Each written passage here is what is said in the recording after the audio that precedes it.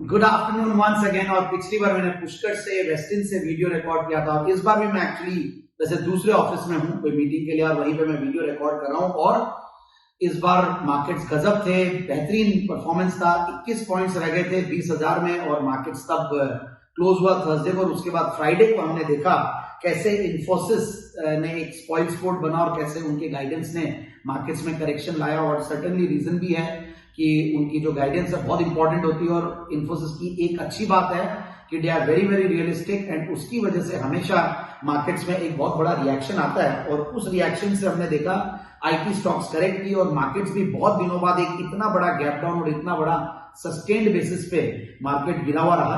But anyways मुझे अभी भी मार्केट्स बहुत बढ़िया लग रहे हैं। मुझे मार्केट्स बाय ऑन डिप्स का मार्केट है।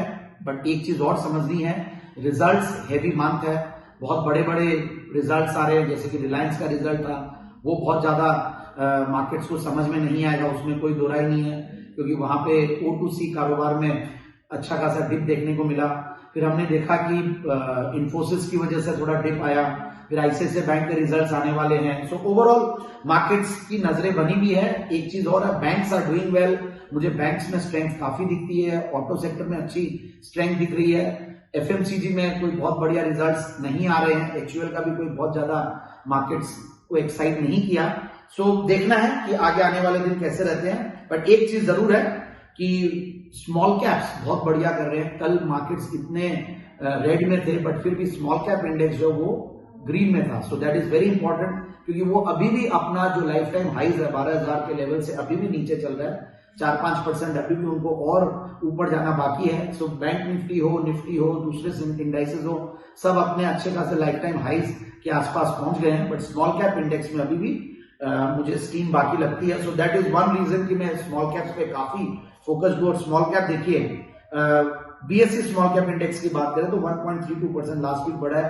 मिड कैप इंडेक्स 0.52% बढ़ा है और निफ्टी 50 वॉज 0.92% जो बढ़ा हुआ था। बाकी रिजल्ट्स के ऊपर पूरी नजरें बनी हुई रहेगी और आगे मैं बात करता हूं। अब मैं एक बात जो कहना चाह रहा हूं, डोमेस्टिक फ्रंट पे हमें फाइनेंशियल रिजल्ट्स के अलावा FNO की एक्सपायरी है तो वॉलेटिलिटी बढ़ेगी। फिर एक ग्लोबल सेंट्रल बैंक्स के कई पॉलिसी डिसीजंस है, उन पे नजरें बनी हुई रहेगी। और सबसे बढ़िया बात है जो इंटरेस्ट रेट डिसीजंस की मैं बात कर रहा हूं तो US फेड, BOJ, ECB इन सब की है। और तीसरी बात है डॉलर का मूवमेंट, रूपी डॉलर का मूवमेंट काफी वैसे देखने को मिल रहा है। क्रूड ऑयल की प्राइसेस इंपॉर्टेंट है। मॉनसून का डेवलपमेंट पे हर बार मैं बताता हूं कि वहां पे भी पूरी नजरें बनी रहेगी। और FPIs और FIIs ने अच्छी खासी बाइंग लास्ट वीक में की है और तो आगे भी आने वाले दिनों में वो लोग और भी ऐसी बाइंग कंटिन्यू रखे, ऐसा मेरा मानना है। और यूरोपियन सेंट्रल बैंक की मैंने बात कही, BOJ की बात कही, US में भी data importantly US durable goods का ऑर्डर्स डेटा आएगा। फिर US फेड के ऊपर पूरी नजरें बनी रहती है। तो जुलाई 26 तारीख को US फेड की इंटरेस्ट रेट्स को लेकर डिसीजन आएगा। तो रिपोर्टेडली देखिए मार्केट्स कहीं ना कहीं 25 बेसिस पॉइंट्स को तो डिस्काउंट कर रखा है। बाकी आगे देखते हैं कैसे क्या इनके कमेंट्स रहते हैं। और निफ्टी का अगर मैं लेवल्स की बात करूं so let's come to the levels now. So 19,745 Nifty बंद हुई थी और वॉलेटाइल है, क्योंकि मैंने कहा कि इस हफ्ते सेटलमेंट भी है तो उसकी वजह से वॉलेटाइल रहेगा। और बाकी रिजल्ट्स हैं, काफी बड़े बड़ी निफ्टी की कंपनियों के रिजल्ट्स और कंपनियों की वजह से वॉलेटिलिटी बनी रहेगी।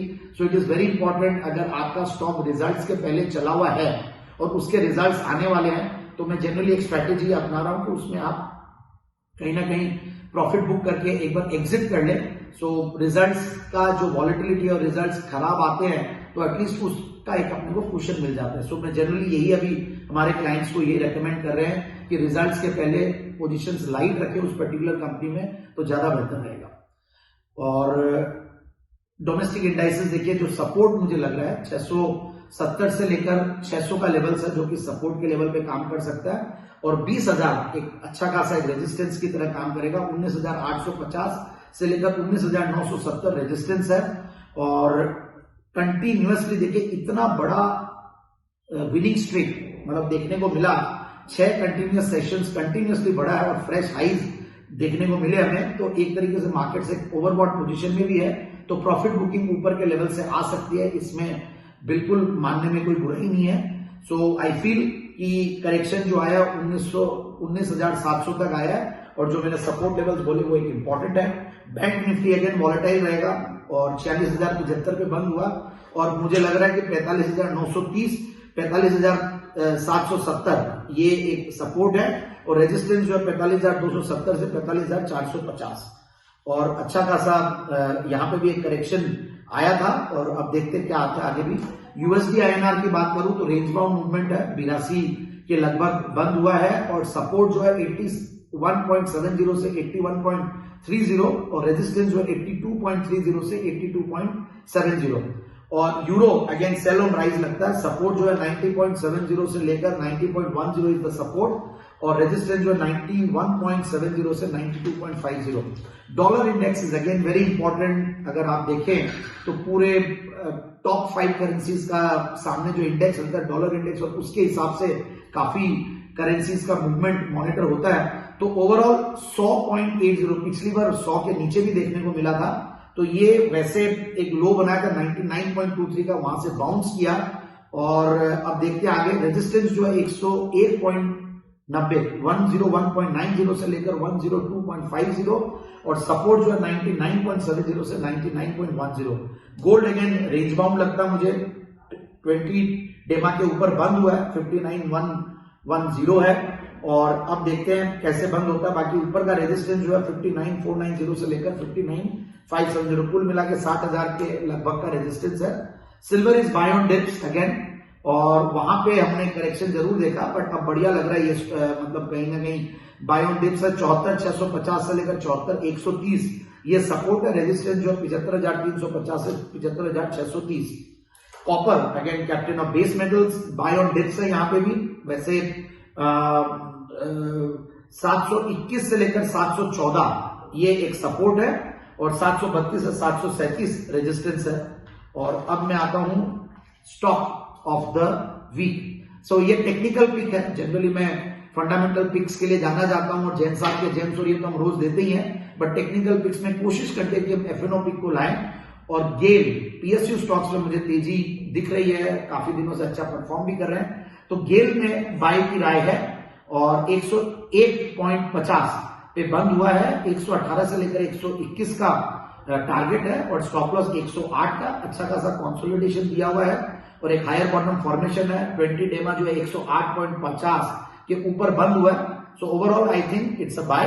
और कॉपर के बारे में मैं कह रहा था, कॉपर में मैंने एक शायद जो अगस्त का कॉन्ट्रैक्ट है एमसीएक्स कॉपर 740 पे बंद हुआ है, हायर बॉटम फॉर्मेशन यहां पे भी है, तो 755 से लेकर 760 ये लेवल्स है और 730 का स्टॉप लॉस लगाएं और शायद मैंने जो पहले बोला था 725 का लेवल वो उसको आप निगेट, वो मेरी गलती थी, बट अब ये 740 और 755 760 और 730 का स्टॉप लॉस। यहां पे भी टेक्निकली एक स्ट्रॉन्ग मूव दिखा है और 200 डेमा 730 के ऊपर बंद हुआ है।